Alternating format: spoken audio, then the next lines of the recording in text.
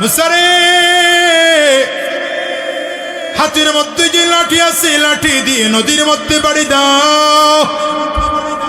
মুসা আলাইহিস সালাতু ওয়াস সালাম লাঠি দিয়ে নদীর মধ্যে বাড়ি দিলেন। বাড়ি দিতে দেরি হয়, আস্তে আস্তে করে একটা দুইটা নয় 12 গোত্রের জন্য পানি ভাগ হইয়া 12টা কার্পেটিং রাস্তা তৈরি হয়ে যায়। পয়গম্বর মুসা আলাইহিস সালাতু ওয়াস সালাম উম্মতদেরকে লইয়া যখন লোহিত সাগরের মাঝখানে, ফেরাউন এই পার থেকে নামতেছে, মুসা আলাইহিস সালাম নদী পার হয়ে গেলেন, ফেরাউন এখন নদীর মাঝখানে।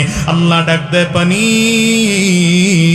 আমি আল্লাহ তাআলা তোরে ক্ষমতা দিয়েছিলাম মানুষকে চুবানোর জন্য, ঢেউ তৈরি করার জন্য, কিছুক্ষণের জন্য আমি আবার তোর ক্ষমতা ফেরত নিয়েছিলাম, আবার তোকে তোর ক্ষমতা ফেরত দিয়ে দিলাম, এবার তুই তোর কাজ আরম্ভ করে দে।